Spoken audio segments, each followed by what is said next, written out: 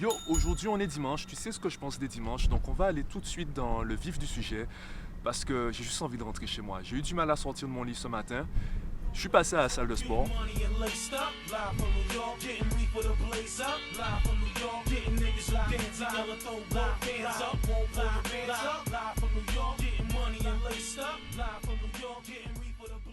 Je pense avoir fait une bonne séance, mais voilà, j'ai juste envie de faire le vlog et de rentrer chez moi. Donc aujourd'hui, je voulais te parler des vérités, des pseudo-vérités qu'on se balance, les phrases toutes faites qui ne veulent en fait... je dirais pas que... Non, j'allais dire qu'ils ne veulent rien dire. C'est pas qu'elles veulent rien dire, c'est surtout qu'elles ne servent à rien. Il m'est arrivé de dire que tout le monde peut avoir 20 à l'école dans toutes les matières. Et évidemment, il y a des personnes qui m'ont répondu « Mais non, Mathieu, tu peux pas dire ça, tout le monde ne peut pas avoir 20. » Eh bien, à ces personnes, j'ai envie de répondre « Ben, prouve-le. Prouve-moi que tout le monde ne peut pas avoir 20. » Ces personnes vont alors me soulever des problèmes, mais à chaque problème que tu vas me soulever, eh bien moi je vais te proposer une solution. Et au bout d'un moment, tu me diras « Ouais, mais c'est pas si facile que ça, faut arrêter de croire que blablabla. » Mais en fait, c'est parce qu'on ne sait pas. On ne sait pas, tout simplement. Tu n'as aucune preuve que tout le monde ne peut pas avoir 20, et évidemment, je n'ai aucune preuve que tout le monde peut avoir 20. Tu vois, c'est comme se moquer de l'époque où les gens pensaient que la Terre était plate. Ben en fait, à cette époque-là, qui avait les moyens de vérifier cette information? C'était les nobles. C'était pas le paysan qui peinait à nourrir sa famille.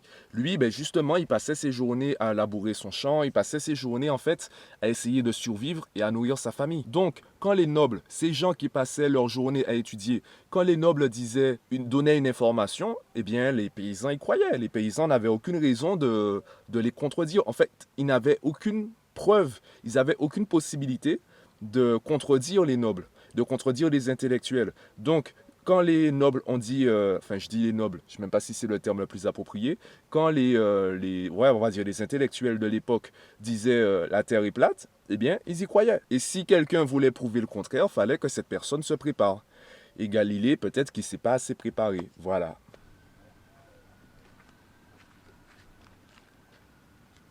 Et si je te dis maintenant que tout le monde peut être millionnaire? Tu vas me répondre, mais non, tout le monde ne peut pas être millionnaire. Ok, mais on va où avec ça? Comment tu fais pour savoir qui peut être millionnaire et qui ne peut pas être millionnaire? Qui fixe les règles? Alors oui, tu me diras qu'à force de répéter ça, il y a des gens qui se mettent dans des problèmes, qui s'enfoncent dans des problèmes et finalement, en fait, ça fait plus de mal que de bien. Sauf que ça, c'est leur problème. Tu répètes que tout le monde ne peut pas être millionnaire et tu n'as aucune preuve de cela. Tu n'as aucune preuve. Tu te dis, ouais, peut-être c'est du bon sens, mais moi, en fait, je n'ai aucune preuve que tout le monde peut être millionnaire. Mais la phrase que tu vas te répéter va influencer tes pensées, va influencer tes choix, va influencer tes actions et va aussi influencer ta vie. Je te prends un dernier exemple. Je ne suis pas prof de maths. Avant même de passer le concours, je savais que je ne voulais plus devenir prof de maths. Je ne voulais pas faire ce métier-là précisément. Donc aujourd'hui, je n'ai pas le CAPES et je ne suis pas prof de maths. Ça veut dire que si tu retournes dans le passé et que tu me croises quand j'avais 15 ans, tu as tout à fait le droit de m'aborder, de me dire « Mathieu, tu ne seras jamais prof de maths puisque je ne suis pas prof de maths. » Mais si tu le fais, peut-être que je ne ferai jamais cette vidéo parce que peut-être que cette croyance que j'allais devenir prof de maths, peut-être que c'est ce qui m'a permis de continuer dans cette voie et de devenir la personne que je suis aujourd'hui.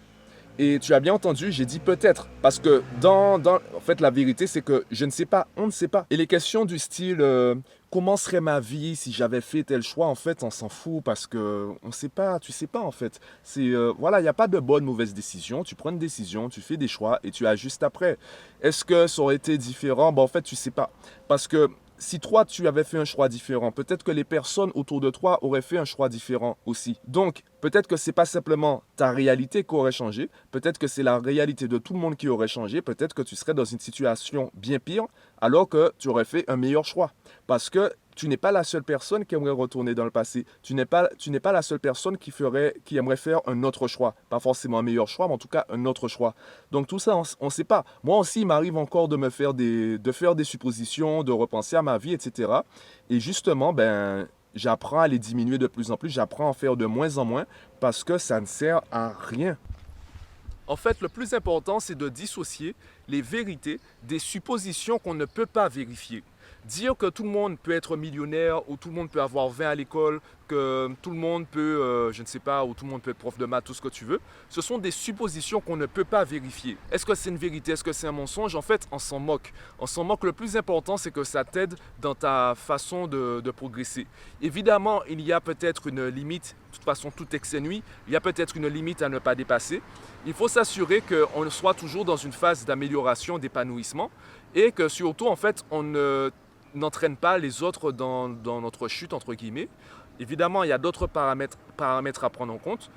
Mais dire que c'est un mensonge, dire etc., ce sont juste des suppositions qu'on ne peut pas vérifier. Et la supposition que tu vas répéter le plus dans ta vie, c'est celle qui va influencer ta vie.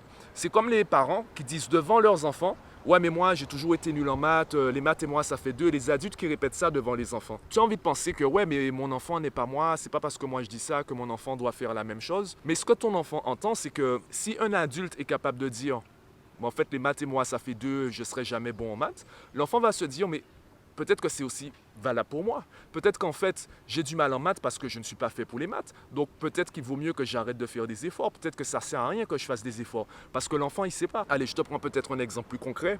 Imaginons, tu es en couple. Tu es super... Alors, imaginons, peut-être que c'est le cas. Tu es amoureux ou amoureuse. Et tu connais notre couple. Ce couple-là, ça fait 25 ans qu'ils sont ensemble. Et ils finissent par se séparer. Et tu finis par discuter avec l'une des deux personnes du couple, puisqu'il faut être deux pour être en couple, enfin minimum deux, ouais. Et la personne te dit, ouais, mais j'ai passé 25 ans à croire que j'étais amoureux ou amoureuse, et je me rends compte que ce n'était pas le cas. Au début, tu vas te dire, ouais, bon, peut-être aussi que moi aussi, peut-être qu'il y a un doute, peut-être qu'en fait, je ne suis pas amoureux ou amoureuse de mon ou ma partenaire, ou mes partenaires. Mais tant que ça va bien dans ton couple, tu vas ignorer la question. C'est lorsque ça va mal se passer, lorsqu'il y aura une dispute ou autre, là tu vas te rappeler de la discussion que tu as eue avec ton ami et tu vas te dire, mais en fait peut-être que moi aussi je ne suis pas amoureux, peut-être que je le crois mais je ne le suis pas. Mais c'est la même chose qui se passe dans la tête de l'enfant. L'enfant qui n'a aucune difficulté en maths, ben, il se moque de savoir si il est fait ou pas pour les maths. Il vit sa vie. Il continue à bosser les maths, il continue à bosser l'histoire, tout ce que tu veux, il continue à bosser, il continue. Mais celui qui a des difficultés, eh bien, son cerveau va commencer à analyser toutes les pseudo-vérités, toutes les suppositions qu'il y a autour de lui pour savoir quelle est sa vérité. Donc, si autour de lui, on répète « Ouais, mais moi, j'ai jamais été bon en maths, les maths et moi, ça fait deux », il va se dire en fait, « Peut-être aussi que c'est mon cas, donc ça ne sert à rien que je fasse des efforts. » Donc, tout dépend des suppositions que tu te répètes, des suppositions que tu gardes dans ta vie. Moi, par exemple, je répète à mes élèves « Tout le monde peut avoir 20 à l'école. » Oui. Est-ce que j'ai une preuve de ça? Non.